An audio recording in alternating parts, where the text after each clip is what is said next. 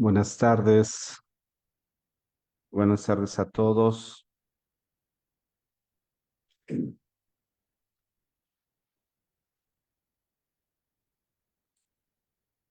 Un caluroso saludo a todos desde el Instituto Universitario Antequera de Oaxaca. El día de hoy vamos a tener un diálogo bastante interesante con el doctor Alberto Aguilar, con una temática en la que a través de ciertos planteamientos vamos a tratar de profundizar, que es filosofía para la vida contemporánea. El doctor Alberto ya se encuentra en línea. Me permito primeramente agradecerle por aceptar participar en este diálogo y segundo darle la bienvenida. Maestro Alberto, ¿cómo está? Buenas tardes. Hola, buenas tardes, maestro Jaime, qué gusto volverlo a ver. Es un El placer gusto. entre los calores de estos y los cambios de temperatura de momento, pero atentos.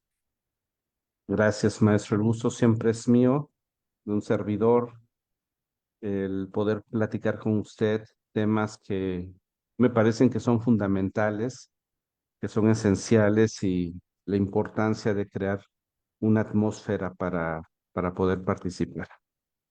Maestro, ¿cómo va su semana? Bastante bien, así como después de una semanita rica, familiar, de Sí, encuentro, fue cargar pilas, renovar noticias universales como la de la muerte de Francisco. Entonces, claro. eh, pero, pero bien, reiniciando el ritmo nuevamente ahí en el instituto. Y pues, Excelente, maestro. muy bueno. ¿Ustedes qué tal? ¿Cómo están por allá en la UNAU? Pues igual esta semana es como para comenzar a regresar, ¿verdad? Empezar a retomar los pendientes que nunca faltan, irlos ordenando y seguir trabajando en favor de la comunidad de aprendizaje. Me permito mencionar que el doctor Alberto es director académico de una institución eh, que está enfocada a las ciencias médicas, ¿verdad, maestro? Así es, del Instituto de Estudios Superiores en Biotecnología Médica, y está haciéndose cosas muy interesantes con la medicina regenerativa. Excelente, maestro. Y estoy seguro que con la guía, la dirección, la gestión de usted, pues el acompañamiento es bastante, una orientación, me permito mencionarlo, bastante humana, de servicio.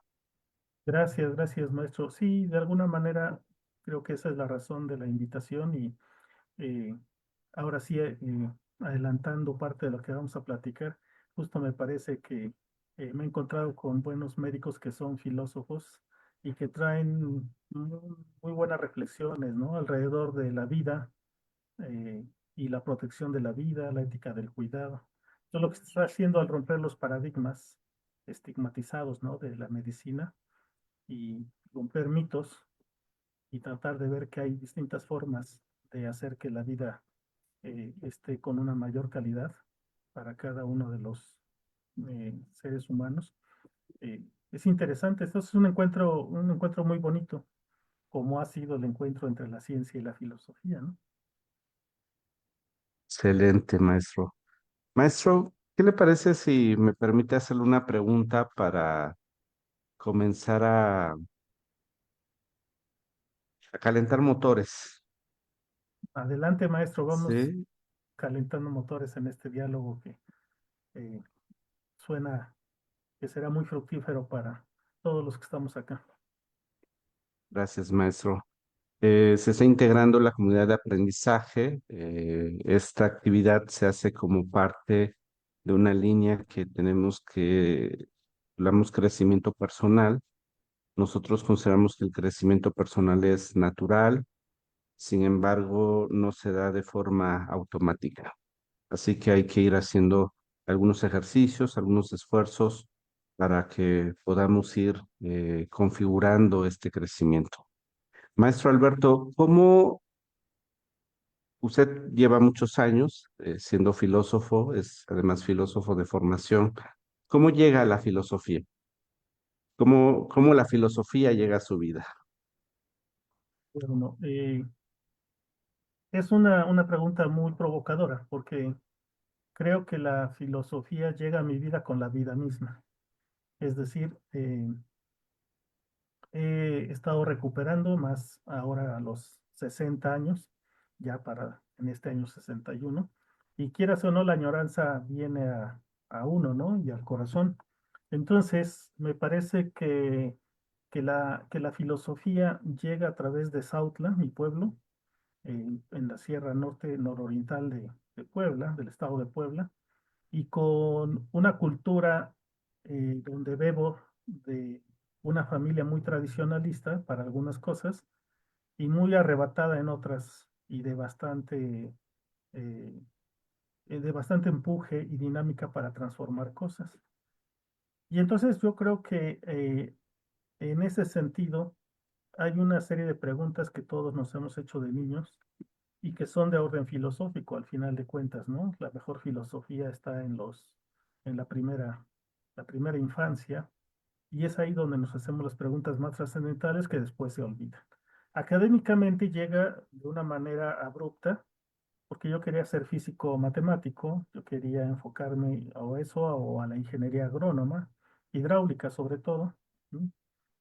Pero era para trabajar un poco en cuestiones que tienen que ver con desarrollo y transformar el campo a nivel nacional, ¿no? Ese mundo olvidado a partir de los años 40 cuando se mete el modelo de industrialización para un México moderno que olvidó sus raíces agrarias y sus raíces eh, rurales, y por ahí es parte del asunto. Entonces, a los 17, 16 años llega la inquietud a través de mm, no quererme ir a estudiar a Monterrey por la invitación de un tío, que para que siguiera yo estudiando la prepa, y entonces a mí se me ocurre decir que no me voy allá porque eh, pues realmente si podría yo estudiar en Puebla, ¿para qué me iba? Y entonces entré a estudiar lo más interesante porque no quería dejar a una chica de la que yo estaba muy enamorado. Ujú. Y entonces resulta que dije, no, hasta Monterrey la voy a perder. ¿Y qué cree? Que se me ocurrió entrar para no irme hasta allá a estudiar en un seminario, el Seminario Conciliar Palafoxiano, que es justamente para ser sacerdote, ¿no? Entonces, de todos modos la perdí, pero bueno, eh, al final de cuentas, creo que más bien la gané. Pero es parte de una historia, de una biografía y que está en la tesis doctoral sobre pedagogía, ¿no? La vida de los adolescentes y la búsqueda de una educación que atienda a ese también campo olvidado de la educación, que son los adolescentes. Y entonces es así como yo aprendo o descubro que ese mundo de la filosofía que desconocía, pues había sido un eje rector de mi vida, cosa que me encanta, y entonces decido dedicarme a la filosofía. Aunque Maestro, qué no interesante. soy filósofo, soy realmente un aprendiz de filosofía. Mis amigos filósofos dicen que yo soy un educólogo, porque no tengo nada de filósofo, y los educólogos, los expertos en educación, me dicen que soy muy filosófico, soy filósofo porque no sé nada de educación. Pues en ese limbo Maestro, tengo algunas preguntas, pero me comentan que su voz se escucha muy bajito. No sé vamos a ver si si ese ha sido siempre el pretexto para acercarme más a las personas. Voy a tratar de hablar más fuerte. Muy bien, Gra- gracias. Gracias, maestro. Y en ese tiempo de decisiones, de buscar su orientación, de escuchar, ¿no? A algunas personas, ¿qué planteamiento o cuál fue uno de los primeros planteamientos que usted se hacía en esta dimensión? Yo creo que fundamentalmente es uno de los que sigue siendo eje rector de la filosofía, que es la existencia humana. la existencia humana. Ciencia humana. Es decir, ¿para qué rayos? Iba a decir diablos, pero no, porque mi filosofía es aristotélico-tomista, no, no es cierto. ¿Para qué rayos uno está en este mundo, ¿no? Y hasta que descubres que quizá no haya una razón para estar, o sí, el chiste es que uno se descubre estando, ¿no? Qué interesante. Y Fíjese que yo he escuchado, no me he formado sistemáticamente en el análisis existencial, pero sí he estudiado, o sea, de manera autónoma, ¿no? sé, maestro. Y uno de los errores que he visto que cometen algunos comentaristas de Víctor Frank es que dicen que la logoterapia es encontrar el sentido de la vida. Y Víctor Frank nunca dijo eso. Él lo que dijo es buscar el sentido de la vida. Yo me atrevo a pensar que tiene un humor bastante negro, porque en algún momento él lo dice, que inclusive ni se encuentra, sino se crea, ¿no? Y ya quién lo va a crear acorde a sus propios recursos, ¿no? Así que me parece un planteamiento bastante trascendental. ¿Para qué estamos aquí, no? Freire lo retoma, ¿no? ¿Cuál es nuestro lugar en el cosmos? Hace rato leía yo un textito, un texto que estoy empezando a leer, y decía, tengo que encontrar mi sitio en la vida, ¿no? O sea, no es como de a gratis estar aquí, ¿no? O sea, no sabemos ni por qué estamos y ese es uno de los principales trabajos, como encontrar. Muy bien, maestro. Ya se están conectando, sean bienvenidos, bienvenidas, bienvenidos todos. Si, si gustan ir comentando, Cintia Sarmiento nos saluda. Bienvenida, Cintia. Eh, si gustan ir comentando algunas preguntas o ir expresando algunas ideas para que vayamos comentando. Sofi Zabaleta, bienvenida, buenas noches. Qué bonito, se va a poner lindo este diálogo. Estoy bastante contento. Y la primera pregunta, maestro, que bueno, ya empecé, ¿no? Un planteamiento que quiero hacer. eh, Paco, bienvenido. Paco Palmeros. Quiero hacer una pregunta. ¿De qué va la filosofía? La filosofía me parece que va de la búsqueda, una búsqueda incesante que es natural al ser humano. Es una pregunta que para ser contestada hay que filosofar. Es decir, la misma pregunta es filosófica. Por ejemplo, a Dussel eh, sí, a Enrique Dussel, a Leopoldo Sea, filósofos latinoamericanos, se les hacía ver, por ejemplo, tomando lo que decía maestro, lo que usted decía de que hay una filosofía academicista, ¿no? De quienes nos formamos, eh, pues como estudiantes de filosofía y que luego, pues nos llegamos inclusive a titular, ¿no? A obtener un grado a través de esos estudios. Eh, bueno, y regresando entonces, se les preguntaba si había una filosofía latinoamericana, mexicana, ¿no? Porque no había el Kant, el Aristóteles, el Tomás de Aquino, el Agustín, Marx, eh, latinoamericano, que no había un sistema creado, ¿no? Filosófico y reconocido a nivel mundial.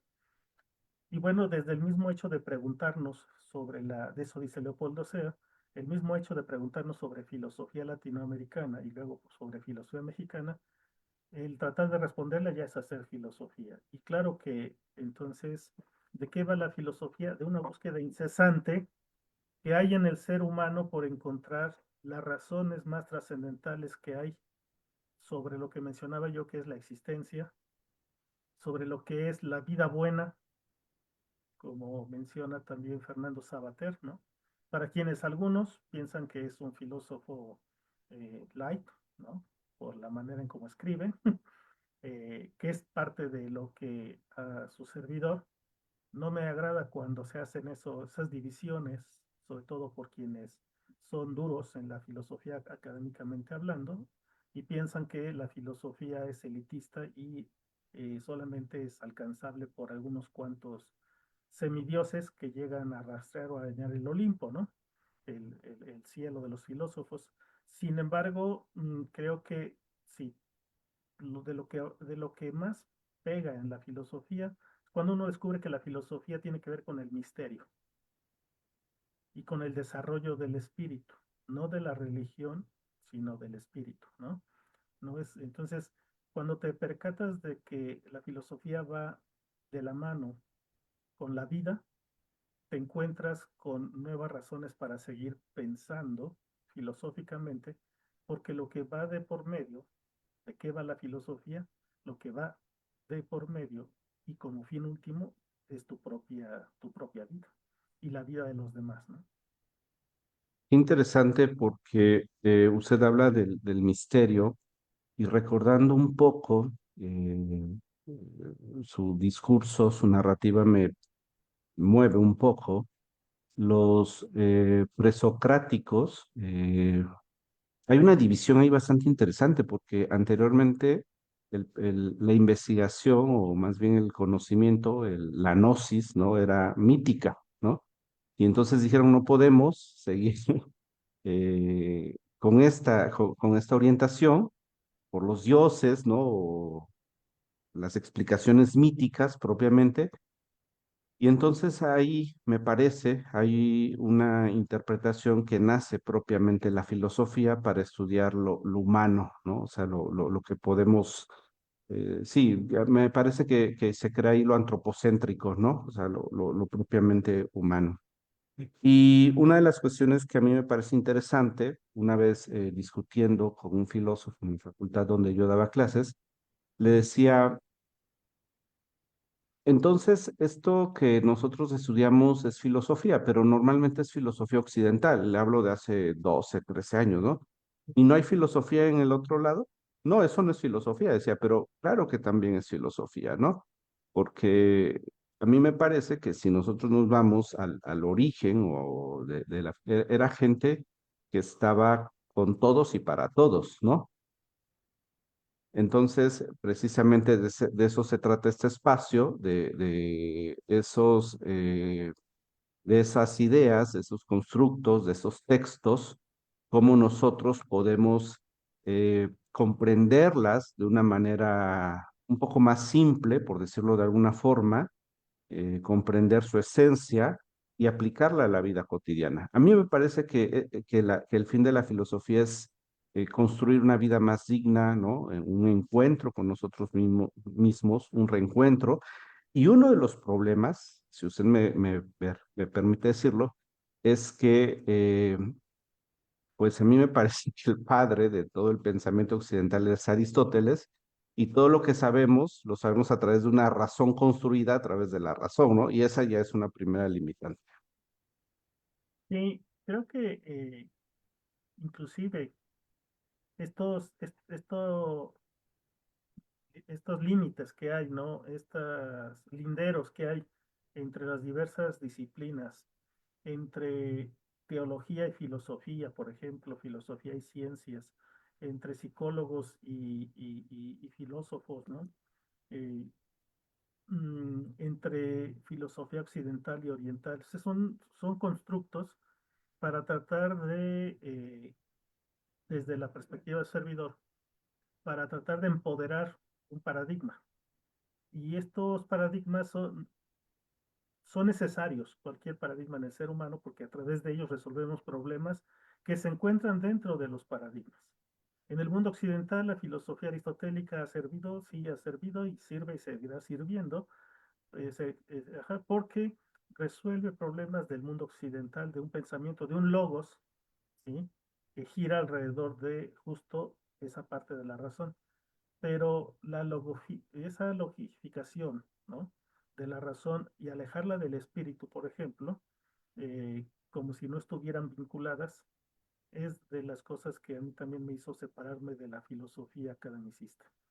Es decir, es por eso que mis amigos académicos filósofos me dicen que no soy filósofo y los respeto y les digo que tienen razón. Pues claro que tienen razón porque ellos la manejan y la usan, ¿no? Justo como dentro de ese paradigma. Y entonces yo digo que prefiero desarrollar esa dimensión del espíritu, cosa que tampoco he logrado. Es una búsqueda permanente y constante. Entonces, eh, me parece que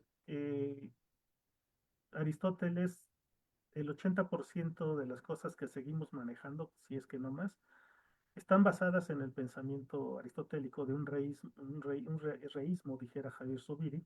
Me gusta el concepto de reísmo, no de realismo, ¿sí? Porque pone las cosas trata de poner las cosas en su sitio, ¿no? Y entonces, en sus diversas dimensiones, ya sea la lógica, ya sea la dimensión de la teoría del conocimiento, una epistemología, construye un sistema que, de- que genera una estructura de pensamiento, pero que si los problemas se salen de este paradigma, están ubicados en un contexto cultural diferente o en una dimensión distinta, entonces pues ya no podría resolverlo. Por eso cuando pasamos de Aristóteles, ¿no? Digo, Platón nos enamora y nos enamora después Aristóteles, y así vamos los que estudiamos la filosofía, pasando, y ahora siento que soy aristotélico, ya después soy otra vez idealista con San Agustín, y después regreso otra vez al aristotelismo con Tomás de Aquino, y luego otra vez al idealismo con Kant. Y entonces, porque en cada uno de ellos hay una estructura bastante consistente para explicar la dimensión de la realidad desde su perspectiva que va construyendo, desde el sistema que construye. Fuera de ese sistema, fuera de ese paradigma, no hay razón para ello. Por eso se da una dialéctica, si se me permite usar la palabra, una dialéctica de posiciones y contraposiciones, como dice Bernard Lonergan, respecto a esta forma de abordar la filosofía en lugar de mirarla hacia lo que era la invitación de esta vida cotidiana, ¿no? Como por ejemplo un campesino hace filosofía, como un sacerdote rural hace filosofía, como un papa hace filosofía, como un pastor de cualquier otra religión puede hacer filosofía, además de hacer teología, ¿no? Y entonces Interesante. una ama de casa hace filosofía y los niños ni se diga. Y los adolescentes, que es una de las pasiones con las que he dedicado 20, 25, 30 años, bueno, más bien 40, ajá, eh, pues es otro punto, es con ellos con los que te descubres nuevamente filosofando, ¿no? Por el momento que están, según Montessori, que es ese segundo gran bulbo, donde su desarrollo va a fortalecer, pues desde la dimensión de su frontal, ¿no? La dimensión de su lóbulo frontal, su madurez o no, que se alcance, y el desarrollo de su vida, futura vida adulta. Pero bueno, entonces, hacia allá es donde las reflexiones que yo he venido procurando con mis estudiantes y con mi propia persona van girando. Ujú. Pero sí le debemos a Aristóteles en este mundo occidental todo ese basamento a través del cual nos da todo un sistema de la lógica y ni se diga en la dimensión de la estética, la política y sobre todo algo que hoy es necesario estudiar y también ha sido olvidado y se da por supuesto de que todos lo sabemos, cuando mi perspectiva es que somos analfabetas eh, éticos. Es decir, la ética, Ok. la búsqueda del justo medio. Interesante esto de que vamos haciendo filosofía a través de nuestros propios recursos y es así como vamos dando lectura a la realidad, lectura a la cotidianidad, lectura a los fenómenos que se nos presentan y cómo nosotros vamos interactuando con ellos. Me permito poner un ejemplo, el segundo diálogo de Platón, ¿no? El de Critón. Critón, un buen amigo de Sócrates, rico para la época, ¿no? Pone los bienes, sus bienes al servicio de Sócrates para que éste huya. Y esa era su filosofía, ¿no? Es decir, ¿cómo voy a dejar a mi amigo morir por algo injusto? Pero la filosofía de Sócrates iba en otro sentido, estaba más amplia, tal vez, ¿no? Tenía otro sentido, que incluso él hace apología de la muerte, ¿no? Porque entonces le dice, ¿por qué sufren, no? Si no saben realmente qué pasa ahí. A lo mejor está bien que suceda eso. ¿Qué opina de esto, maestro? En principio, creo que Sócrates hace falta que venga nuevamente a las aulas, a la plaza, a nuestra vida. Hay que recuperar a ese gran hombre porque justo lo que sería la justicia desde una perspectiva pragmatista hoy día, ¿no? No hay que sufrir, hay que evitar la injusticia, pero hay que evitarla en mi persona, que los demás no la cometan en mí, ¿sí? Y entonces me evado inclusive de la lucha por la dignidad, por la lucha por la identidad, porque mejor me refugio en un ostracismo para no sufrir justamente actos violentos e injustos en contra de mi persona. ¿Y por qué digo recuperar a Sócrates? Porque justo Sócrates lo que dice, esa expresión tan conocida por él de más vale sufrir una injusticia que cometerla. La razón es fundamental, como usted lo menciona. ¿Por qué? Porque, bueno, pues si yo cometo una injusticia contra el Estado, contra mi prójimo, contra las leyes, contra eh, el otro, lo que va en juego, como decíamos hace rato, es mi vida, pero mi vida humana, porque puedo seguir estando vivo, pero de una manera deshumanizada. ¿Y para qué quiero vivir como animal? ¿Para qué quiero vivir de una manera mediocre? De una manera en la que tengo que seguir para poder seguir vivo, cometiendo una injusticia sobre otra. O sea, es algo trascendental que algunos lo han puesto a Sócrates comparándolo, por ejemplo, con Jesucristo, ¿no? Sí, yo Qué sé que... interesante porque inclusive ahí el concepto animal me parece que se refiere a nuestra bestialidad, ¿no? O sea, Exacto. ¿no? Ujú.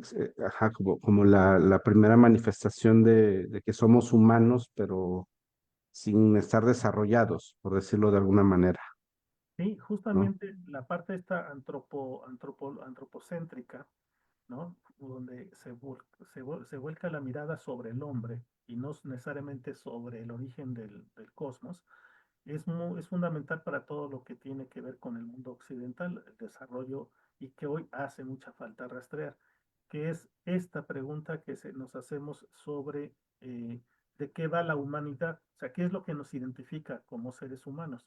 Y acaba de decir algo de lo que ya veíamos en algunas ocasiones, pláticas o charlas sobre Foucault, ¿no?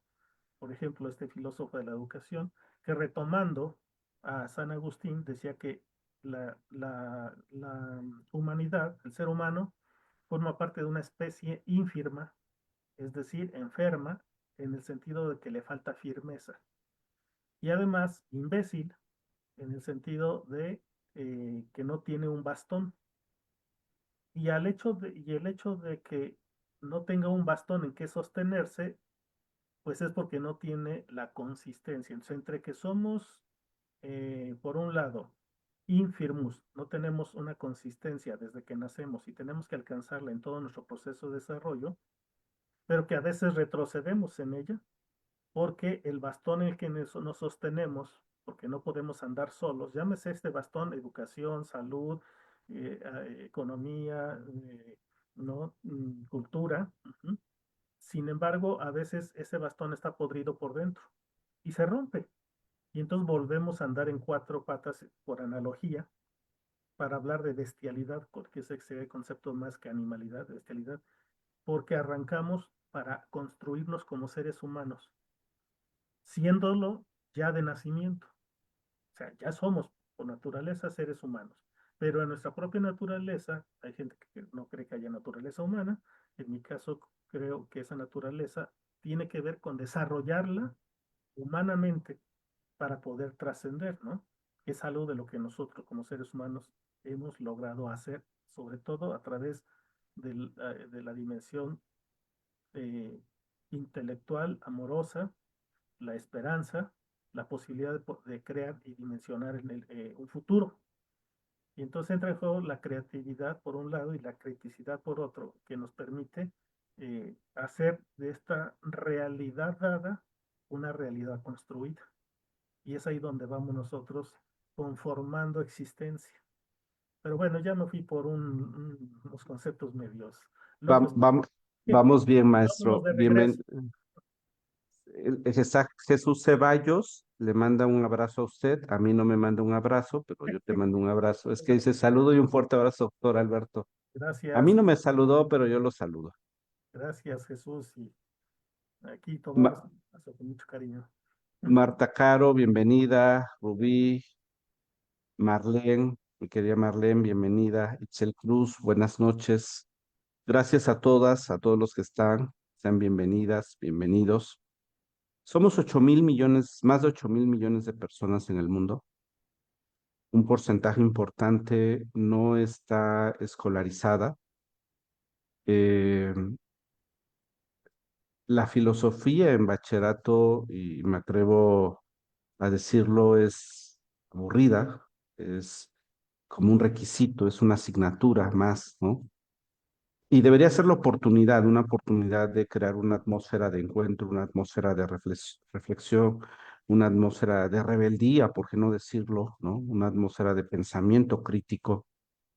Y un día, estando en una mesa de investigadores, yo iba con un tema totalmente diferente sobre ética, pero venía alguien que estaba estudiando un postdoctorado en Alemania y en esa región quitaron a la filosofía y a la ética como asignaturas. Entonces él explicaba que el análisis curricular del por qué habían quitado la filosofía y la ética de las asignaturas es porque no era una asignatura, sino tenía que estar en todas las asignaturas, ¿no? Es decir, la filosofía y la ética tenían que estar inmersas en todos sus objetos de transformación, ¿no? Lo cual a mí me pareció algo bastante interesante y en ese momento novedoso. Me parece que hay un esfuerzo bastante de reconocerse en los profesores y en las profesoras, donde ellos a través de la vivencia, donde ellos a través del ejemplo, ¿no? Donde ellos a través de su propio esfuerzo tratan de generar esta atmósfera de criticidad, de reflexión, de cuestionamiento, ¿no? De resistencia a la indoctrinación, ¿por qué no decirlo?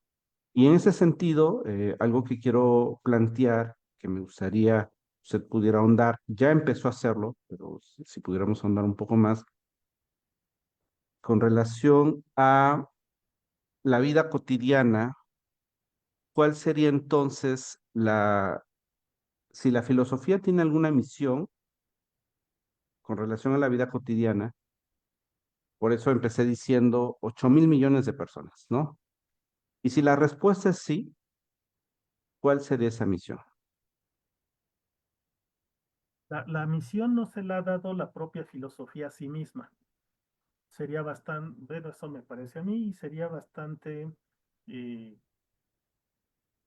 mm, irresponsable para los filósofos de profesión, no los que andamos nada más como aprendices, eh, creer que tienen una misión que cumplir en la vida para con los otros. O sea, no es misión del filósofo ni de la filosofía, es misión del ser humano. ¿Sí? Vuelvo a insistir en esa dimensión. La filosofía académica, la formación filosófica, curricularmente hablando, ya sea en educación media superior, ya sea vista a nivel profesional, me parece que nos da la posibilidad de descubrir que a través de la filosofía académica se promueve un sistema de pensamiento crítico, de un pensamiento lógico, de un pensamiento de análisis metafísico, aclaro metafísico en el sentido de la búsqueda del estudio del ser en cuanto ser, ¿no?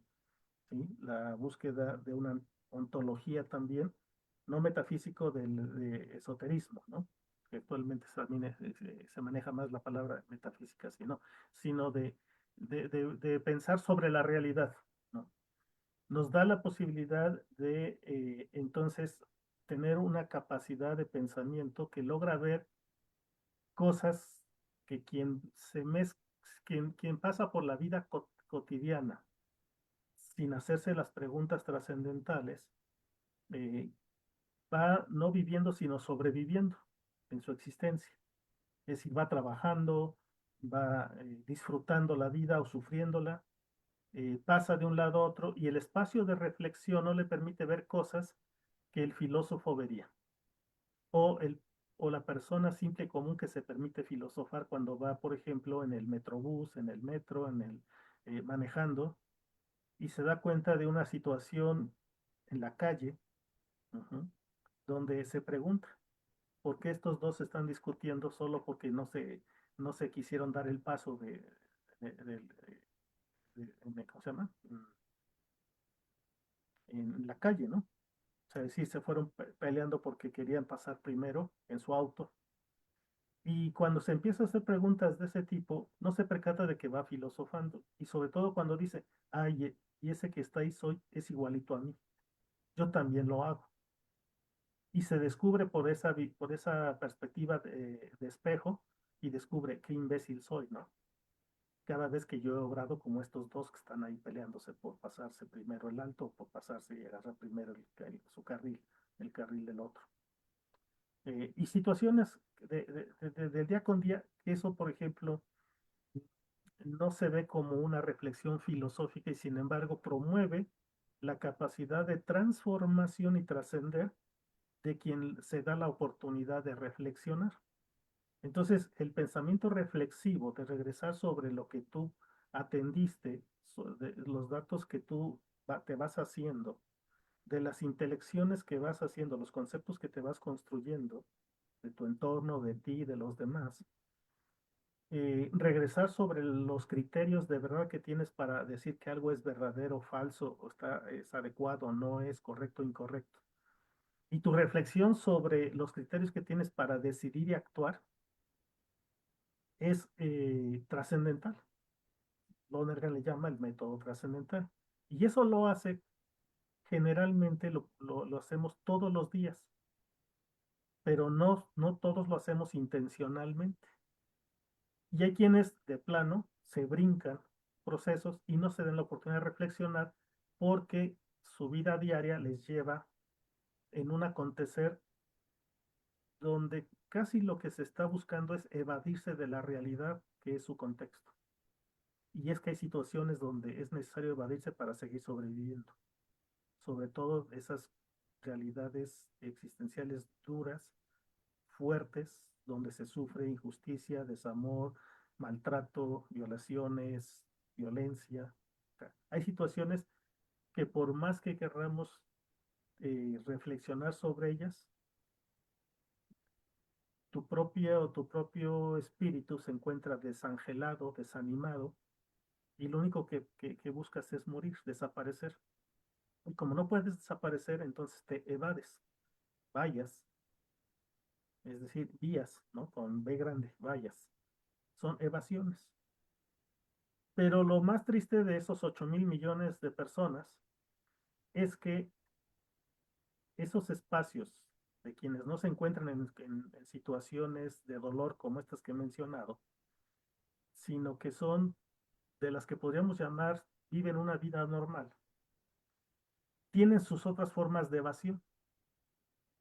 Y lo ves tú cuando tienes ahí a 120.000 personas en un estadio gritándose, agrediéndose unos a otros, en el trabajo y en la vida laboral cuando empiezan las envidias.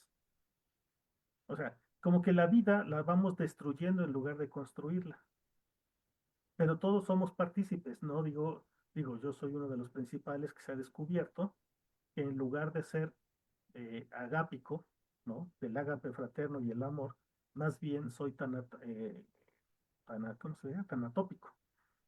Tiendo a lastimar, he lastimado, pero si te descubres así y aún así no buscas la transformación de tu persona, pues todavía es doblemente éticamente absurdo, porque entonces ya hay dolo.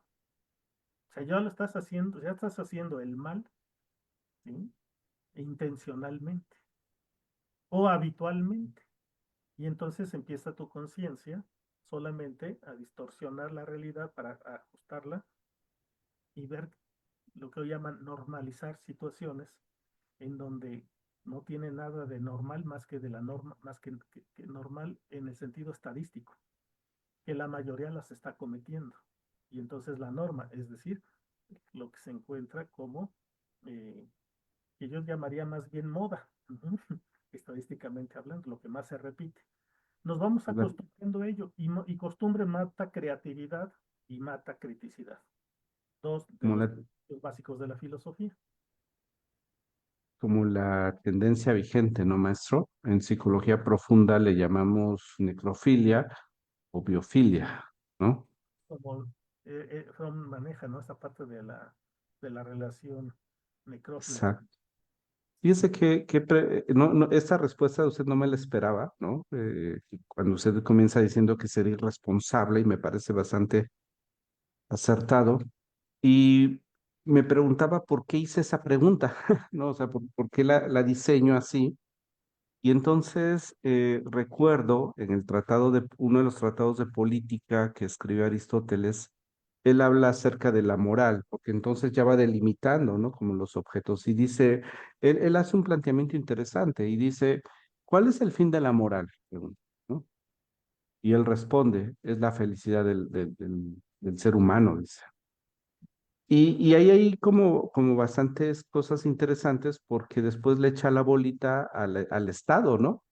Y entonces dice Aristóteles, ¿y qué es la política, no? Responde, es la ciencia del Estado. Y la finalidad del Estado es hacer feliz al hombre. Entonces ahí ya hablamos de toda una estructura política, de toda una estructura económica, de toda una estructura social, de todo un sistema, ¿no? De convencionalismos que permiten o fomentan que el hombre se desarrolle individualmente y colectivamente, ¿no? Bajo ciertos ejes rectores. Desde mi punto de vista, creo que vamos un poco atrasados en ese sentido, por todas las injusticias, por todo lo negativo que estamos viendo en nuestros entornos, ¿no? Me pareció, maestro, bastante acertado lo que usted comenta. Y entonces, tendríamos que preguntarnos si en la historia de la humanidad, al menos en lo que va de la era, ¿no? En Occidente, esta filosofía, que además hay escuelas, ¿no? O sea, ya nos ha ayudado realmente. Eh, no se puede, yo creo que no se podría hablar del mundo occidental y del desarrollo histórico eh, sin estos avatares filosóficos que se han dado a través. O sea, cada sistema filosófico es hijo de su tiempo. O sea, no podría ser algo ajeno porque entonces la filosofía se convertiría en algo abstracto que está fuera de esta realidad, ¿no? Entonces, sí, por supuesto, pero también hay que ver que siendo hijo de su tiempo, o sea, de su historia, hay épocas en las que en lugar de crearse un sistema filosófico que le apueste a todo sistema filosófico, toda creación filosófica, toda postura filosófica, creo que apuntala y, y- y busca dar cuenta de hacia dónde el ser humano y la humanidad debería de transitar para estar cada vez mejor. Y el punto de partida es cuestionar la realidad del contexto en el que el filósofo aparece históricamente, ¿no? En su comunidad, en su polis, hablando pues de la parte de la política, la polis, y de su historia. Entonces, la filosofía tiene esta tarea de criticar, o sea, crisis, ¿no? O sea, hacer ruptura ahí donde las cosas parece que están estables. Entonces, el filósofo es alguien que irrumpe en su cultura y que hace ver que las cosas no tienen la consistencia que culturalmente la gente ya se había acostumbrado a que así estaban bien, porque pone el punto sobre las IES, echa sal en la herida que por ahí se estaba tratando de cubrir a nivel de participación del Estado, del sistema educativo, de los sistemas religiosos. Entonces, esas verdades construidas y asumidas, esas tesis que se sostienen para que haya armonía en una polis, en una comunidad, en un determinado tiempo histórico, el filósofo llega y pone el dedo en la llaga. Y eso es lo que no le gusta a mucha gente porque le saca de su status quo, o sea, su status quo, ¿no? Su zona de confort y le quita la posibilidad de seguir sacando el beneficio individual o individualista a quienes asumen o tienen el poder de los paradigmas o el poder político. Entonces, ¿qué sucede? Que cada uno de los filósofos en su tiempo ha sido alguien que llega, toca, lastima, por decirlo así, el paradigma predominante, pero es miembro de ese paradigma, dice Thomas Kuhn, ¿no? Y entonces ahí es donde se da la crisis, pero no se queda en ello, sino que después viene esa capacidad de fundamentar, buscar los fundamentos. Entre las oposiciones y las contraposiciones, busca en las raíces los fundamentos que podrían dar origen a una nueva forma de vivir esa realidad religiosa, política, educativa, cultural, familiar. Ujú. Y es ahí donde empieza a construir, empieza la parte constructiva de la filosofía que genera un nuevo sistema. Y así podemos hablar de ese realismo crítico de Aristóteles que pone en tela de juicio el idealismo de Platón, de Tomás de Aquino sobre esos 10 siglos de iluminismo, ¿no? De San Agustín. Que por ahí todavía nos atrevemos algunos a decir, ajá, ¿y qué tal si San Agustín el que tenía razón y no Tomás de Aquino? Entonces, porque siempre hay que dejarse la oportunidad de dudar. Así es como aparece un René Descartes, ¿no? Poniendo en tela de juicio una visión escolástica de la que él es fruto, que fue educado en la escolástica, y mete un racionalismo como buen matemático, filósofo, y crea un sistema que hizo que se apareciera lo que llamamos ese mundo moderno, donde se pone la racionalidad, que después se convierte en racionalismo, perdón, ¿no? Es decir, esa capacidad de racionalizar de tal manera que se justifica lo injustificable a través de la razón. Bueno, y entonces va a llegar alguien que también pone el dedo en la llaga sobre ese punto y van a, a, a poner en tela de juicio las verdades asumidas, los paradigmas, pero después de que llegas los fundamentos, tienes que crear cierta postura para que la gente tenga nuevos bastones, nuevos sostenes, nuevas formas de asir y no andar, como dice Milán Kundera, en esa levedad. Que, por ejemplo, en el siglo XXI y finales del siglo XX nos estamos moviendo. Hoy tenemos que aprender en la vida actual y la filosofía tendría que hacer su tarea, ¿no? Para aprender a navegar en ese vaivén de un océano que no tiene un continente que sostenga a quienes andamos entre esas olas. Andamos, como decía Milán Kundera, en una forma de un éter en donde no tenemos en dónde sostenernos y por eso nos movemos en lo que llamaríamos esta perspectiva postmoderna. ¿Se acaba o no la modernidad? Sí, y nos vemos envueltos en un mundo donde las verdades fijas, las verdades que nos permitían estar y ser, van desapareciendo. Y hay un relativismo llevado a un nivel extremo donde eh, no hay una postura que permita decir esto es la consistencia.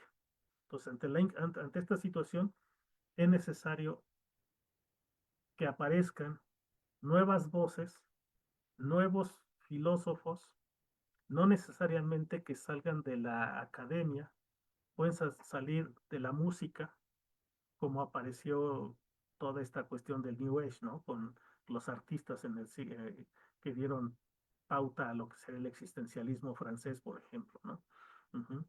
Podrían ser sociólogos, pueden ser politólogos, pueden ser educadores, educólogos, profesores, pero que estén apuntalando a esto que está haciendo falta, que es la esperanza sobre algo que permita consistencia, para sin dejar de estar en el vaivén, como decía Aristóteles, encontremos un punto medio. O sea, ese justo medio no es un punto de equilibrio estático, sino continuamente dinámico, pero que por lo pronto ubica bien sus extremos, para no caer en ellos. Y hoy día eso está como totalmente alborotado, ¿no? Como gallinero alborotado, donde eh, nadie tiene de dónde sostenerse. ¿Qué hacer ahí? Pues me parece que justamente está haciendo falta y entra toda la visión de la filosofía posmoderna. Ahí uno de los grandes que yo sigo, pues es Edgar Morin, ¿no? Edgar Morin, que es creador de la teoría del pensamiento complejo y pues que nos da pautas para poder descubrir el entretejido que se está rompiendo y poder manejarnos a través de esa perspectiva que él tiene interdisciplinaria para poder encontrar otra vez esa dimensión trascendental que le está haciendo falta a este mundo.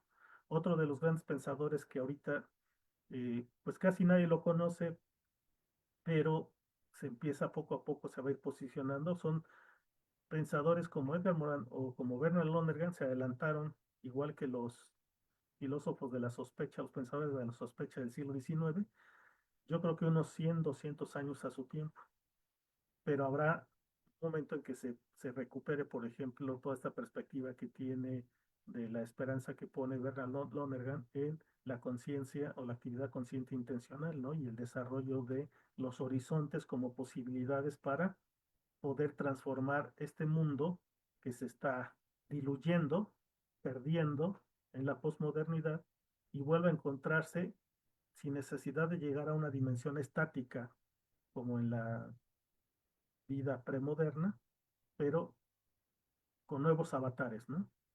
Con todo el desarrollo tecnológico, la inteligencia puesta al servicio de la humanidad y no al revés, el ser humano puesto al servicio de la inteligencia artificial, por ejemplo. Oiga, maestro, ¿Mm? ¿y cuál sería, vamos a situarnos en México, el paradigma vigente? Yo creo que no hay un paradigma vigente actual que sea predominante. A mí me parece que justo lo que ahorita estaríamos teniendo es una descomposición de la conciencia, ujú, que hace que por ahí si quisiéramos nombrarle sería eh, un un relativismo extremo, ujú, pero ni siquiera es un relativismo extremo en el sentido de poder ubicar la relación entre los elementos o componentes de lo que ya no es realidad, ¿no? Sino un relativismo sin relativismo. O sea, no estamos orientados, No no tenemos tenemos una un orientación, por rumbo. eso podemos decir humanismo mexicano. Yo creo, o sea, yo digo, es, eh, no puedes decir humanismo mexicano, humanismo tlaxcalteca, humanismo poblano, humanismo, sí. Hay cultura y dentro de esa cultura hay pensamiento filosófico. Yo creo que había que recuperar, una de las tendencias actuales tiene que ver con recuperar la dimensión cultural del ser humano, ¿no? Y entonces habla de este proceso de visión intercultural, la interculturalidad. Pero eso que dice usted es muy triste, maestro. Sí, O lo es. sea, No es desesperanzador, pero es en un diagnóstico no hay que echar ahorita, o sea, no sería, otra vez hablo del sentido de cómo responder ante esto, ¿no? ¿Cómo responder? Hay que responder con esperanza. Pero el diagnóstico no puede ser equivocado, bueno, podemos equivocar todos, no puede ser pesimista, ojo, diagnosticar y poner los hechos como se están mostrando en nuestra realidad cruda, tiene que decirse de esa manera. ¿Por qué? Porque, pregunto, si llega a nuestro país toda una visión de la cultura, de la ética del cuidado, y tenemos influencias como la que me encanta, la de Adela Cortina, ¿no? Ujú. De pensadoras, la ética del cuidado, de filósofas que hacía mucha falta que pusieran o aportaran, o el tiempo diera posibilidad para que se escuchara la voz o por la lucha misma, ¿no? de los movimientos feministas de género den la apertura a que la filosofía no es de hombres, ¿no? Y que hay una dimensión ahí de la filosofía que tiene que verse humana. Pues Simón de Beauvoir andaba por ahí, ¿no? Eh, y hay ahorita esa dimensión de la ética, del cuidado que está permeando, permeando. Le podría llamar ahorita que lo que tenemos nosotros es le podemos nombrar, como le están nombrando en algunos ámbitos académicos, transhumanismo.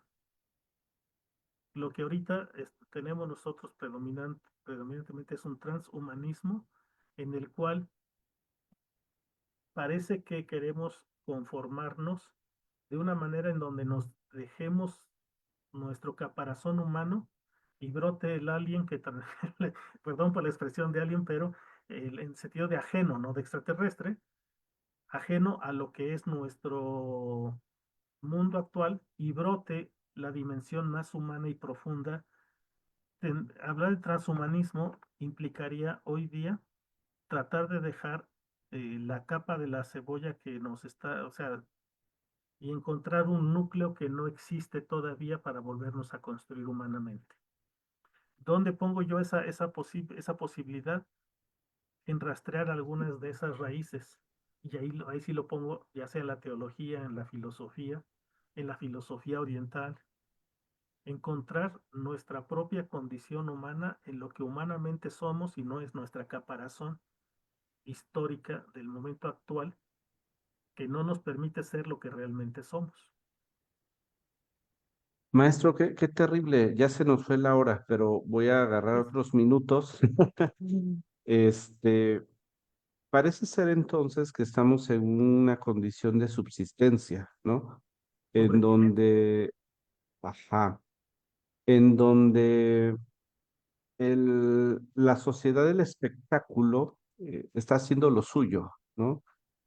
Y está mandando tanta información que no nos permite, ni individual ni colectivamente, sentarnos y reflexionar, sentarnos y juzgar, sentarnos y criticar, ¿no? Tener esos espacios, porque todo va muy rápido, ¿no?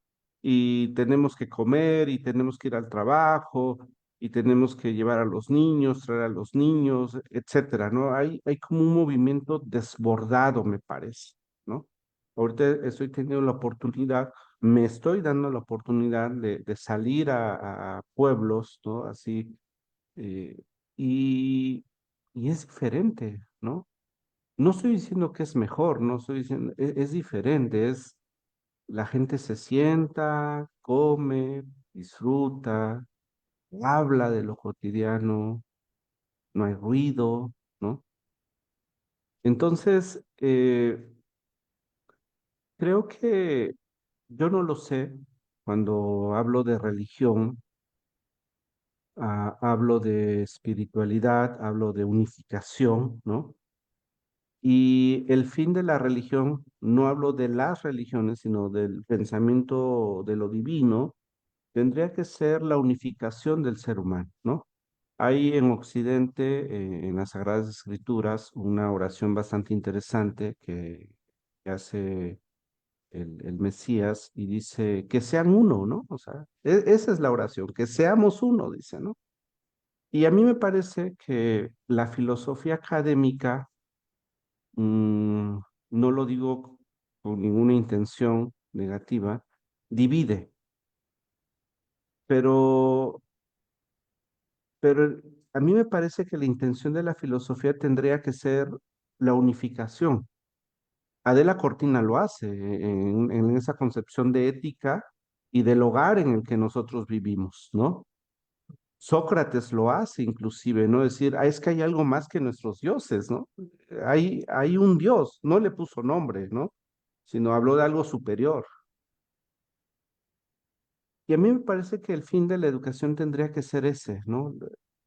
De la educación tendría que ser como unificarnos, no en el sentido de que todos somos iguales, ¿no? O sea, sino desde la diferencia, ¿no? Desde el otro, desde el yo, ¿no? Y entonces, maestro, a mí me parece que tendríamos que hacer un planteamiento ya aterrizando a la vida auténtica, si es que existe la vida auténtica, ¿no? ¿Qué significa, qué implica vivir una vida auténtica y cómo lograrlo desde la aplicación de la filosofía? A mí me encanta, maestro, hablar con personas de 70 años y más, porque se permiten escuchar y reflexionarse y hacen juicios bien duros. Por ejemplo, si yo hubiera sabido esto, yo hubiera tomado otra decisión y en ese momento, maestro, desaparecen a toda su familia, ¿no? Toda su descendencia no existiera. ¿Sí me explico? Pero ¿por qué no se permitieron reflexionar? ¿Por qué no se permitió? No había oportunidad. Había que subsanar cosas, ¿no? De la cotidiana. Había que correr, había que ir aquí, había que ir allá. ¿Sí me explico? Voy a comentarle eh, en la clase de desarrollo humano y praxis docente, ya en la segunda clase, ya cuando agarramos confianza, sobre todo, siempre hay papás, ¿no? Papás maestras, las mamás, papás. Y después de haber revisado como un montón de cosas, les pregunto, sobre todo a los que son papás, ¿y entonces a qué traes hijos? En verdad se lo digo, gente de 50 años, ¿no? No lo sé. Porque si supiéramos lo que implica, ¿no? Yo tengo tres elementos para traer hijos. Uno, tiempo, ese es tiempo, recurso económico y saber a qué los traes. No sé qué opina usted. A ver si podemos unir esto que digo. Voy a partir de un concepto muy bonito que hace 8 días, hace 15 días. Cada martes tenemos un encuentro con Martín López Calva y otros lonerganianos por ahí. Y me encanta estar ahí porque aprendo mucho con ellos, ¿no? Y les comentaba que había alguien de quien yo aprendí que se integra lo diverso y se sintetiza lo común. Procesos de síntesis y de integración son lo que nos hacen falta en la humanidad. O sea, hay que integrar lo diverso que somos, pero sintetizar lo común como lo común que somos humanamente hablando. Y los demás elementos respecto a lo que ha mencionado son experiencias que se encuentran alrededor de lo que se puede sintetizar y lo común, porque algunos, o sea, lo que se integra es lo diverso. Yo debo integrarme con alguien que piensa que para tener hijos hay que tener estas tres condiciones, a otros dirán otras, y aceptarlos, porque es diverso a mí y lo integro no para rechazarlo, sino para aprender de su experiencia. Yo tengo que partir de mi propia experiencia. Nosotros fuimos 8 hermanos, 9. No creo que mi madre supiese, a ella nomás le tocaba embarazarse, ¿no? Y si multiplicas más otros 3 hermanos muertos, fuimos 11. Ujú. Y entonces, sin trabajo, mi papá no siempre tuvo, digo, perdió todo lo que tenía en Sautla. Salimos y anduvimos por cerca de 23 lugares en la República. Y sin embargo, toda mi infancia yo recuerdo mucha felicidad alrededor de un núcleo central que era la madre. Y no teníamos dinero porque pedíamos fiado, porque había que trabajar desde niños para cooperar en la casa, ¿vale?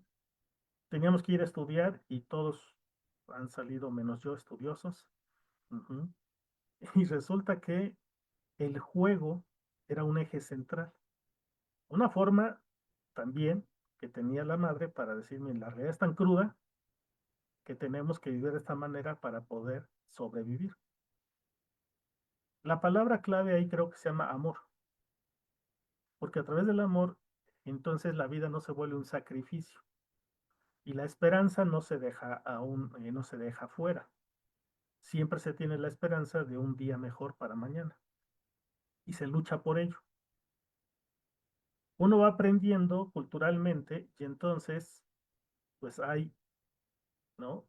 Personas que actualmente tenemos 2 hijos, 3 hijos, y a la pregunta que dices, ¿para qué? Yo diría que mis principales tesis que he escrito se llaman Larisa, Emanuel y Alberto. Y son mis 3 hijos. ¿Para qué los traje? No, yo no los traje. Nos embarazamos y decidimos a partir de ello construir y trabajar para ellos. Entonces, tu vida cobra sentido a partir del entorno en donde te vas moviendo, y a pesar de ser un mundo como este, para quienes son ahorita, por ejemplo, que andan, que es una parte de lo que yo descubro muy interesante de mis queridos amigos, compañeros, ¿no? Que han decidido no tener hijos por el mundo que se está permeando o por decisión personal. Y entonces, ¿con qué se identifican? Con su propia existencia, y esa puede ser muy rica y dadora, es decir, que hace crecer a todo aquel que se encuentra a su alrededor. Que eso es lo que hace un padre respecto a sus hijos. ¿Qué quiero decir? Que eso es lo que tenemos en común, tengas o no tengas hijas, decidas tener hijos o no. Tu núcleo tiene que ver con tu naturaleza humana cuidadora. Si el hombre o el ser humano nace infirmus, se desarrolla en él una capacidad humana que se llama solidaridad. Y cuando tú ves a alguien infirmo, te brota esa capacidad de sostener en el brazo, en tus brazos, en tus manos, a quien lo necesite. Puede ser un hijo, un estudiante, un colaborador, un amigo. Entonces, lo que está de fondo no es la forma de vivir la existencia, el tipo de familia que uno puede hacer, dejar herencia, en este caso genética, si lo queremos ver desde la dimensión meramente biológica, sino en crear un espacio a pesar de todos tus errores y de toda tu falta de conocimiento y de todas tus irresponsabilidades para construir un mundo mejor, tratar de poner el mejor mundo posible.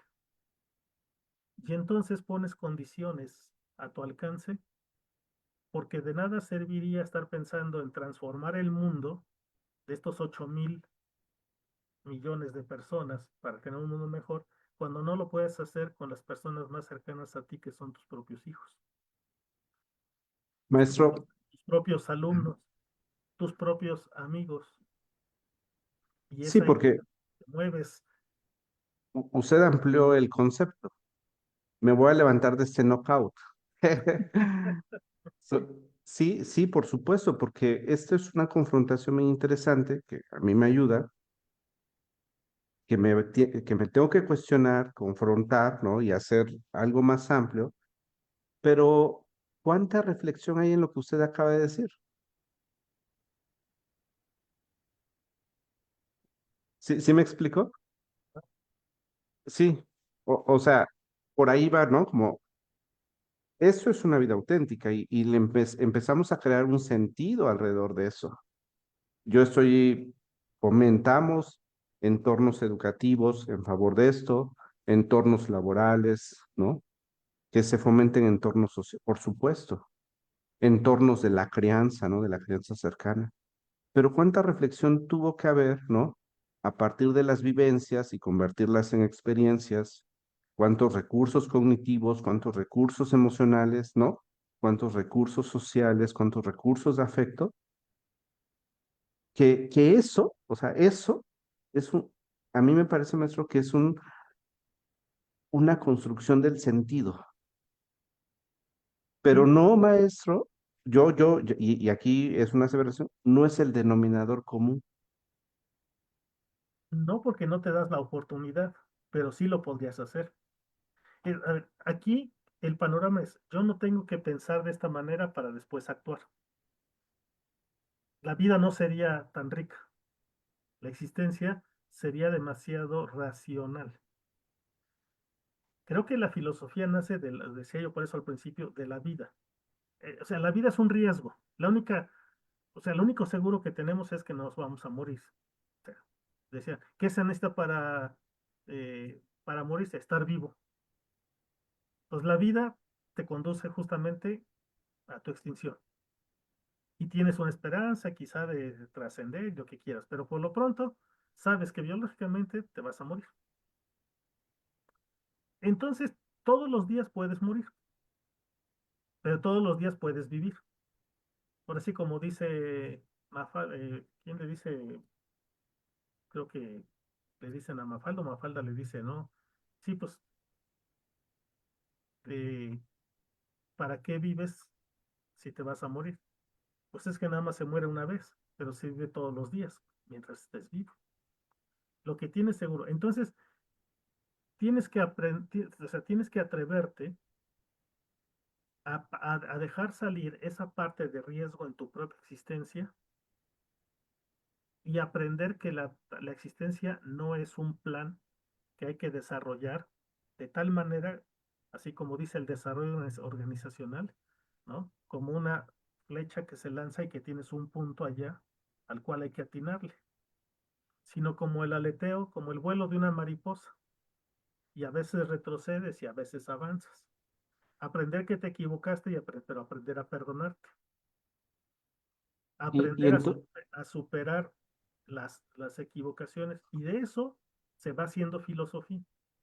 No todos logran hacer a la pregunta que decía, no todos, no es el común denominador, dar ese nivel, y eso es lo que propone, por ejemplo, Lonergan, que lo hagamos intencionalmente y se puede a través de la educación hacer que los maestros sean filósofos para hacer filósofos a sus niños desde preescolar.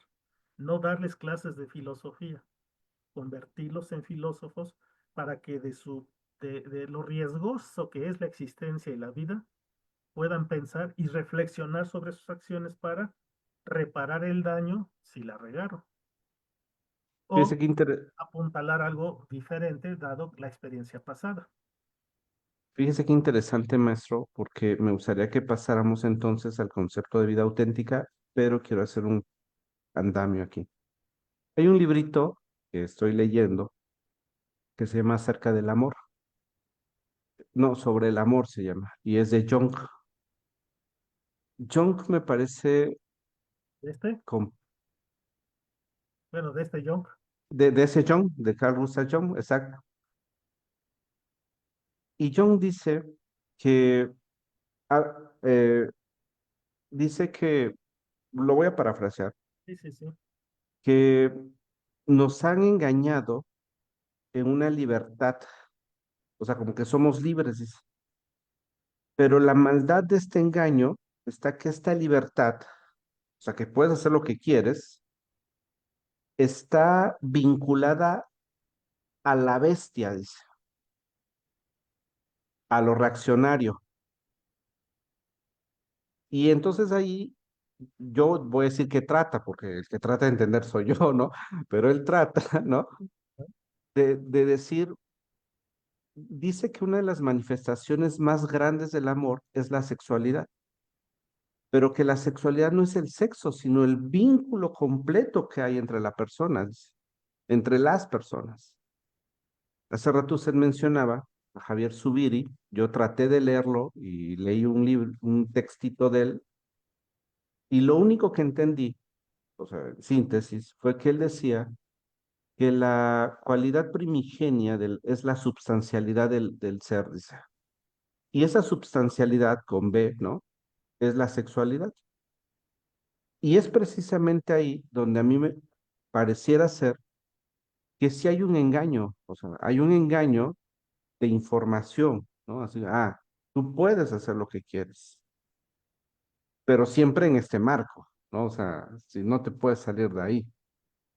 ¿Cuál sería entonces, maestro, desde cómo usted concibe todas estas ideas, toda esta historicidad, la vida auténtica en este mundo actual? es muy, muy tortuosa tu pregunta, maestro. Pero justamente sacaste a Jung. O sea, hay un canijo inconsciente colectivo que se nos está marcando pauta y sacaste a Zubiri. A mí me encanta descubrirme como un ser biológico. O sea, hablar de sexualidad implica descubrirse con el bios. O sea, entonces, bios, vida, biológico. O sea, sin sexualidad no hay nacimiento, no hay origen. Y no me refiero solamente al origen, digo, a sexualidad en el sentido de, sino de la aparición de la vida. Y para tu servidor, bueno, lo he descubierto a partir de lecturas de varios autores, entre ellos también Jung, ¿no? Tiene que ver con una parte no mística. Por eso es el misterio. O sea, si me preguntan a mí, yo sigo pensando que hay un ser supremo, que es amor, ¿sí? Y que de ahí brota justamente toda la dimensión de la existencia universal. Y eso es sexualidad. Pero pues hay muchas religiones que tratan de vender una idea de asexual para poder alcanzar eh, ese regreso ¿cómo se llama? Al topos uranos, ese regreso a el paraíso. El paraíso justamente tiene que ver con regresar a esa humildad y ese mundo de realización donde tú eres justamente toda esa sexualidad, no sexo, sino sexualidad, esa vida, y esa vida viviéndola tal como vida, no como sobrevivencia, no como eh, pegotes a la vida misma, esa raíz, Dios, es la que debe brotar en ti y en todos los demás para hablar de autenticidad humana. Entonces, todo lo que se recubra a través de ello, que son modas, que son filosofías, que son perspectivas, no tocan la raíz, pero son hijas de su tiempo. Entonces, lo que estamos viendo ahorita nosotros de esa dimensión de protección ecológica, pues es un querer recuperar el origen bios, tocar esa dimensión. Ya de llegar a una mirada ecologicista donde te abrazas y te duermes con el árbol y sobre todo lo amas a un árbol más que a una persona que está junto a ti que necesita comer, a mí me parece que es querer recuperar la vida en algo que no te va a ti a cuestionar como te cuestiona la vida humana. Pero bueno, eso son nada más como condiciones ahí que se encuentran. Entonces, la vida auténtica tiene que ver con libertad, pero no libertad o sea, no libertad en el sentido me libero de, sino libertad para. O sea, yo soy libre desde el momento en que tengo la capacidad ujú, de autodeterminarme. Entonces, si la vida que estoy teniendo está plenamente condicionada, totalmente condicionada, no plena, sino totalmente condicionado por factores meramente externos, donde no entro yo en mis decisiones, esa libertad es meramente un mito. No, no mito de mito, sino un mito de mentira, ¿no? Una mentira. Entonces, no es una libertad, es libertad para vivir, no para sobrevivir. La libertad es esa capacidad de autodeterminación que tenemos nosotros como seres vivos para que ese brote de vida, de sexualidad, florezca, reconociendo que cada organismo uh-huh, tiene limitaciones por su propia estructura. Por eso digo que no hay que poner mucha atención en lo diverso, sino que hay que integrarlo. Pero hay que poner mucha atención en lo común, en lo que nos hace seres humanos. En esta pregunta de identidad, autenticidad. Una persona es auténtica cuando es él, pero para ser él se requirió el nosotros. Entonces, cuando una persona descubre que no existe un yo, sino un nosotros, que yo soy fruto, pues, de la decisión o no de otros, pero de el hecho de que tuvo que aparecer en un momento determinado una dinamis, o sea, una energía, y apareciera este fulano. Lo que le pasa a una flor, lo que le pasa a cualquier especie que esté viva. Yo lo llevaré inclusive como Taylor de Chardin, inclusive hasta la dimensión de los minerales y el desarrollo de la propia materia física y de la química. Hay que ver nada más lo que es el milagro de cuando tiene uno, o sea, una célula, cuando ves todo lo que está, cómo está compuesta una célula. Es dentro de la célula hay toda una ciudad, es un microcosmos. Y hay una serie de relaciones de comunicaciones tremendas. Si eso es el origen de la vida, esa es la sexualidad. Que nosotros Fíjese nos que reproducimos con un acto sexual, sí, que lo podemos hacer hoy por clonación en algunos casos, pues adelante. Y si esas son formas de, pero la raíz se llama vida, que tendría que ver con ma- el concepto de existencia. maestro, ahí tendremos que meter otro concepto. Ajá. Me gustaría agendarlo de una vez con usted para el 22 de mayo, si puede, si están sus posibilidades, porque sí quiero seguir con ese diálogo, la inteligencia creadora, ¿no? Que a mí me parece que está en medio de todo lo que usted está comentando, ¿no? Es bien interesante porque desde la psicología profunda, que al final de cuentas, estos sujetos, esas sujetas cuestionaban, ¿no? Sus propias ideas, se cuestionaban entre ellos.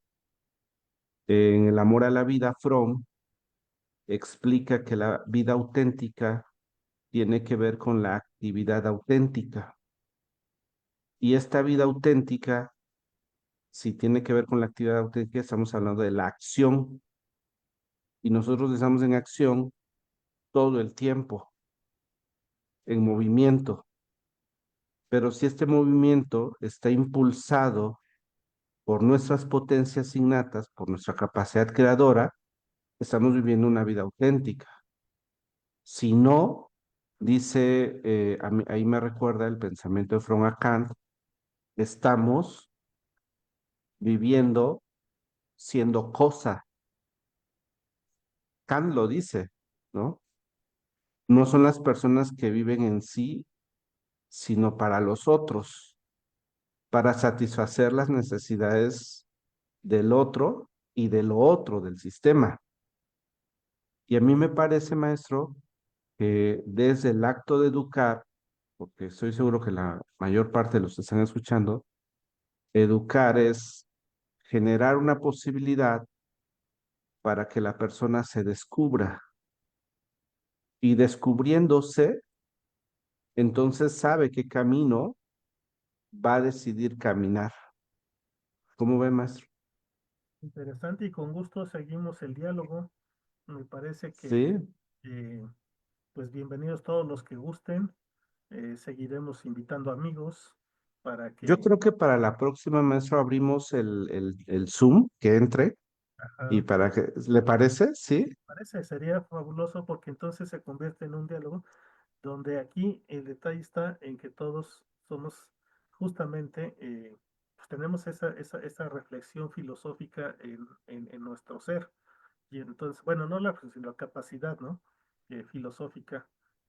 Y habría que empezar a utilizarla, pues a expresarla, a sacar todas esas ideas que en algún momento se les han dejado solamente a los que son los filósofos reconocidos, ¿no? Las vacas sagradas, que tienen obviamente todo nuestro reconocimiento, pero Maestro, hace falta mucho la reflexión sobre, y ya en el campo educativo, pues ni se diga, pero esta parte que acabas de señalar eh, es como una cereza en el pastel alrededor de esa, que lo que yo llamo dinamis, que sería más esa parte de Dios, ¿no? Esa parte de inteligencia creadora. Está Qué muy, interesante, maestro. Es un gusto siempre platicar con usted. Yo, la verdad, aprendo mucho de las conversaciones con usted. Me confronto, mutuo, maestro. dices. Siempre Y, me pone en jaque, ¿eh? maestro, me tenía yo que recuperarle el knockout. Me mandó al suelo, maestro. No, era nada más así como para, ay, caray. No, pero a mí me parece, maestro, que está interesante porque al final mi lado psicológico siempre va a salir, ¿no? Así como buscar, tratar de tener respuestas más concretas, ¿no? O sea, como más operables, ¿no? Por decirlo de alguna manera. Dice, maestro, que en este pensamiento de la filosofía, yo en ciertos momentos he ejercido la psicoterapia. Si todo sale bien, vamos a retomar el ejercicio.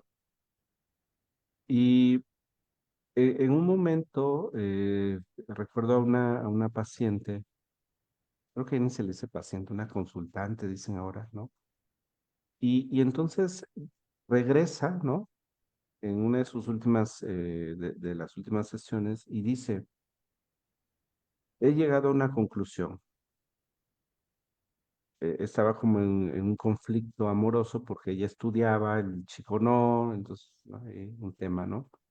Y dice, yo lo quiero, ¿no? O sea, yo lo amo, pero acorde a como yo me veo, dice, o sea, ya había proyectado su vida, no me convienes. A eso me refiero, ¿no? Como más concreto, pues, ¿no? Ahí está el clavo y le damos y se acabó, ¿no? Eh, maestro, un textito que pudiera recomendarnos para irnos introduciéndonos, algo digerible, asequible?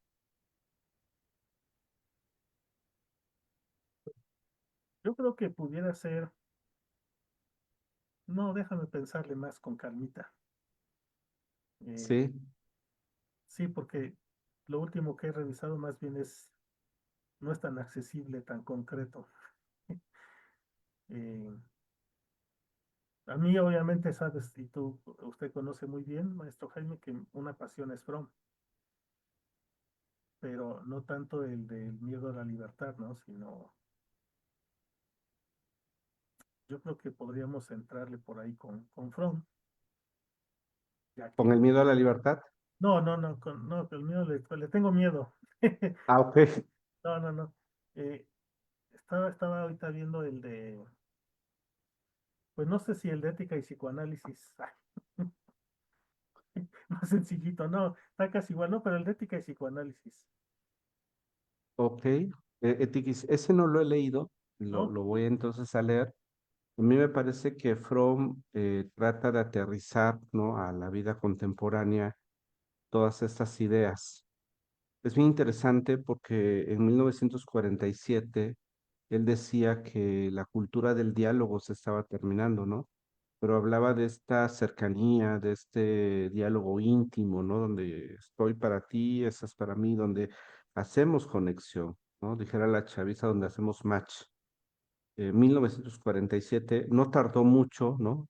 Escasos 70 años y estamos viviendo una nueva forma de comunicarse, no quiero decir peor, mejor, no, no, sino donde el diálogo está tomando otra forma, ¿no? Otro método inclusive. Y a mí me parece eh, que estos espacios, ¿no? Que generan diálogo tanto con los que estamos, un diálogo de introspección, son recursos que nos van a permitir a nosotros, querida comunidad de aprendizaje, evocar el recuerdo que está dentro de nosotros, que está, como Jung decía, en nuestra sangre, ¿no? Es que está en nuestros genes, porque ahí es donde están las respuestas, ¿no?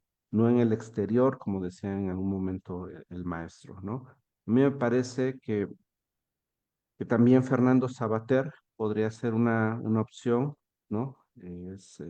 No quiero decir que es sencillo, pero es más aplicable como de repente una narrativa más ad hoc a todos, ¿no? A nosotros. Maestro, ¿qué nos puede ir diciendo para ir cerrando? Pues primero que hay que atreverse a filosofar, no para ser filósofo, sino para vivir. me parece que yo insisto que hay que atreverse al riesgo que implica vivir, a tomar las decisiones de lo que uno está convencido de que debe tomar y asumir las consecuencias de esas decisiones,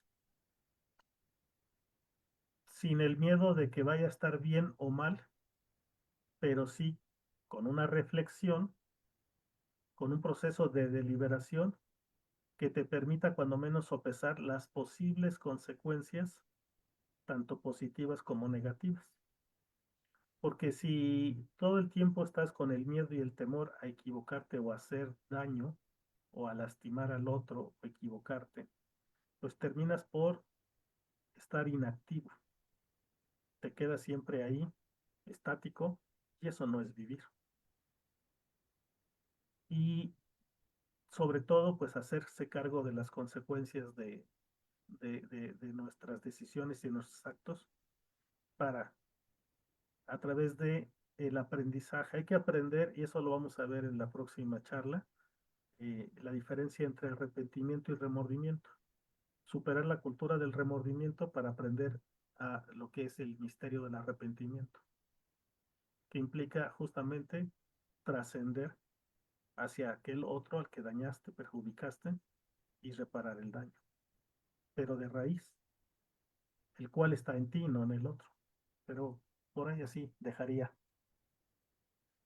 para la próxima. Hace rato usted decía, maestro, que no es lineal la vida, ¿no? Y a mí me parece eso interesante. Un psicoterapeuta, ya viejito, con el que yo asistía, él murió en pandemia, tenía casi 90 años. Él siempre decía esa expresión, date a la experiencia, ¿no? Pero cuando uno ya se va a dar la experiencia, ya hay como toda una estructura para decir, órale, va, ¿no? Date a la experiencia. Un libro que yo recomiendo, querida comunidad, es de Bertrand Russell, eh, un sujeto agrio, pero el título no es agrio, es Cómo ser libre y feliz, ¿no? A mí me parece que ese librito nos acerca algunas ideas bastante interesantes para poder ir ampliando, ¿no? Dijo usted, maestro, muchas cosas interesantes que me llevo ya anotadas. Le agradezco profundamente. Me gustaría que no cerráramos los planteamientos, quedaron varios ahí pendientes, pero los retomamos para el 22 de mayo, si usted me lo permite. Si lo platicamos para concretar la fecha, ¿no? Y seguir dialogando sobre esto. A mí me parece que si nosotros seguimos en este proceso de reflexión, ¿no? En este proceso de análisis de la información, podemos ir descubriéndonos y aprendiendo a vivir, ¿no? A mí me parece que en eso que usted decía, de que la vida no es lineal, es cierto, no hay un manual, ¿no? Pero ya hay suficiente información para ir nosotros descubriendo nuestro propio sendero. Muchas gracias, comunidad de aprendizaje. Espero la hayan pasado bastante bien. La finalidad de estos espacios es precisamente provocar la reflexión, provocar la indoctrinación, que es algo muy complejo, ¿no? Ahondar en estas ideas de libertad, de justicia, de paz social, de cómo vivir una vida digna o lo más digna posible en una época que está cambiando, ¿no? En una era que está terminando y otra que está iniciando. A mí me parece que la unificación nos está llamando. La unificación, el descubrirnos. Tengo un maestro que dice, aunque todavía no lo entiendo, dice, un humano nunca va a ser enemigo de otro humano, hablando de esto, ¿no? Pero sí las ideas, sí las acciones, ¿no? O sea, eso ya lo digo yo. Así que muchas gracias, maestro Alberto. Sabe que le apreciamos profundamente, reconocemos su trabajo, su labor en la educación, en acompañando procesos de formación, en posgrado, en licenciatura, en la dirección del Instituto de Ciencias Biomédicas, ¿no? En el trabajo con adolescentes, en traer todas estas ideas que pueden ir alumbrando el camino de todos los que escuchamos. Con- Gracias, maestro, y Muchas gracias a gracias. todas. Gracias, maestro. Gracias a todos por la escucha y seguiremos dialogando y gracias por abrir el espacio. Ha sido muy hermoso estar con usted y como siempre, bien fructífero el, el escuchar esta interlocución de su parte, maestro Jaime. Estamos aquí para compartirnos. Gracias, maestro. Le mando un abrazo a la maestra Patti. Gracias, saludos. Está Pati. pendiente también aquí de la actividad, de que no vaya yo a cometer un error. Maestra Patti, déjelo ser, maestra Patti. No, me deja mucho. Es que de repente digo, ay, no debí decir eso. No, no, maestro, muchas gracias por todo. Un Gracias. fuerte abrazo. Igualmente, nos seguimos viendo comunidad UNAO. Voy a cerrar el en vivo.